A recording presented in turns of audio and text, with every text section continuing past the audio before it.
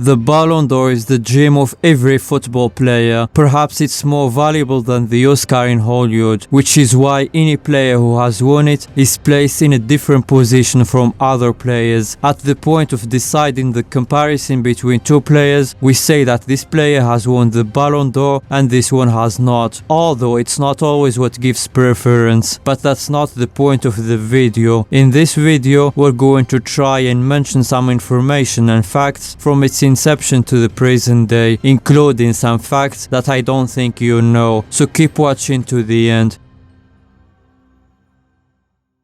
France Football magazine began distributing the Ballon d'Or in 1956, and the person behind its creation was Gabriel Arnault, a French journalist who used to be a player, playing as a defender, but after that he achieved almost nothing as a player, especially as he arrived in the World War period, and things got worse when he was exposed to an aviation accident, so he decided to retire and become a journalist for L'Équipe and France Football. He contributed a lot to the development of football as we know it today. He helped create the French Division 1 and what is now Ligue 1, and when he noticed the success of South American Champions Championship, which was held in Chile in 1948 and was the first continental competition for clubs, so he proposed the idea of creating a similar European competition, and that's how they created the European Cup and what is now called the Champions League. After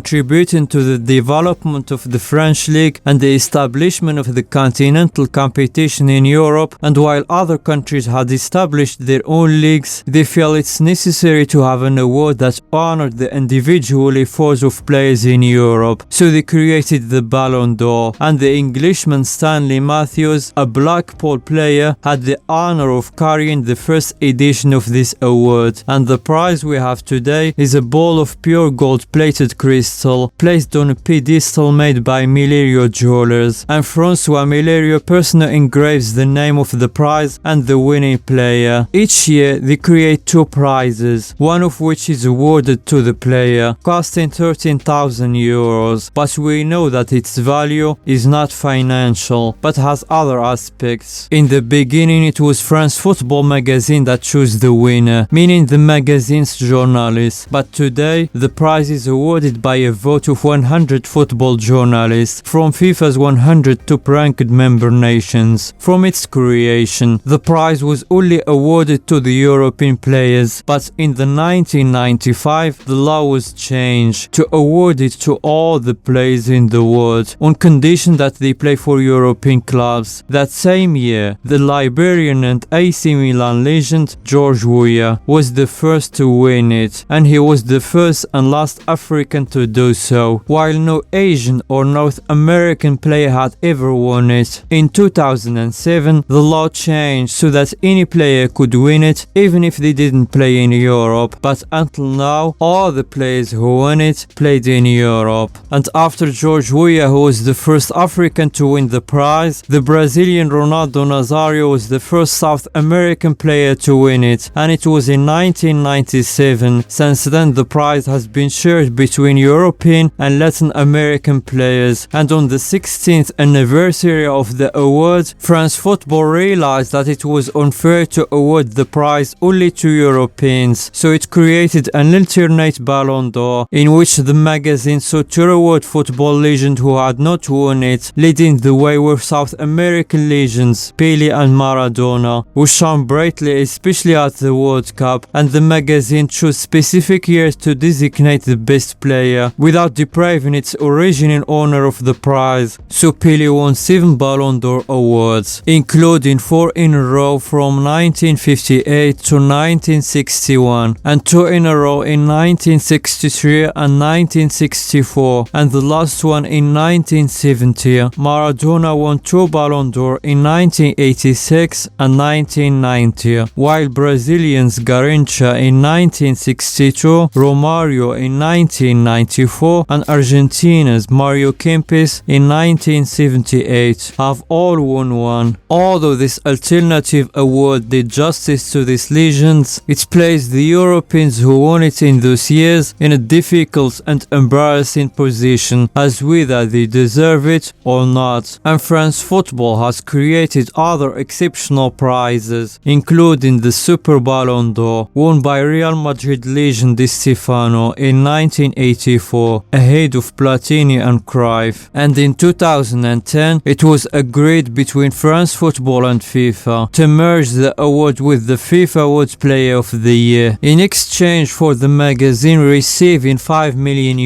each year, and then change its name to the FIFA Ballon d'Or. But in 2016, the contract between the two parties came to an end, and they were unable to renew it, so everything went back to the way it was before, while FIFA created its own award under the name The Best. To this day, Lionel Messi and Cristiano Ronaldo remain the two biggest winners of the Ballon d'Or, which they dominated for a decade, until Luka Modric put an end to that domination, which makes Real Madrid and FC Barcelona the two most decorated clubs, with 12 Ballon d'Or awards each. And until 2018, 62 years after the award was created, it was only given to men. But in 2018, everything changed, and an award was created for women, and Ada Hegerberg was the first to be crowned that year, while Alexia Putellas has won it twice so far as the most awarded female player. In the same year, the Copa Trophy award was created and won by Kylian Mbappe. And in 2019, they announced the Yashin Award, which is given to the best goalkeeper, named after Soviet goalkeeper Lev Yashin, who was the only goalkeeper to win the Ballon d'Or in 1963. Over the years, some editions of the Ballon d'Or have seen controversy and criticism over the selection of names that some consider unworthy, and that there are players who deserve it to be awarded for their performance that year. In 2010, for example, there was Dutchman Schneider, who won the treble with Inter Milan and reached the World Cup final, and Iniesta, who had a good season with FC Barcelona and won the World Cup, but it was ultimately won by Lionel Messi. Also in 2013, Frank Ribery, who won 4 titles with Bayern Munich, including the Champions League, but it was won by Cristiano Ronaldo. Cannavaro's win was also labeled a scandal by the international press, as Buffon and Pirlo were better than him and have contributed more to their country's World Cup victory. But the biggest controversy was the cancellation of the award in 2020, due to the exceptional circumstances football has experienced around the world because of the quarantine, and Lewandowski deserved it. And many believe that there are many African players who deserved it but did not win, and there are those who were not even included in the top 10 or were not even nominated. Some believe that nationality plays an important role in winning the prize, while Roger Milla believe that there is discrimination, because for an African to win the prize, he must present a miraculous season, and the difference between him and the others is clear. He gave the example of George Weah when he won the prize. He was clearly better than the others. He left no room for comparison between himself and the others at the time, and if he hadn't won, it would have been a scandal, and that's what the Africans should do. And Ferdinand Collier also said that journalists and all Africans who vote prefer to vote for foreigners rather than Africans, unlike other journalists who sympathize with players from their continent. And Samuel Eto'o said that African footballers are not respected and not appreciated for what they are. But after all we have said, and with Cristiano Ronaldo and Lionel Messi getting older and having already left the European leagues, we might find some new winners in the years to come. And why not players from continents other than the usual ones, Europe and South America?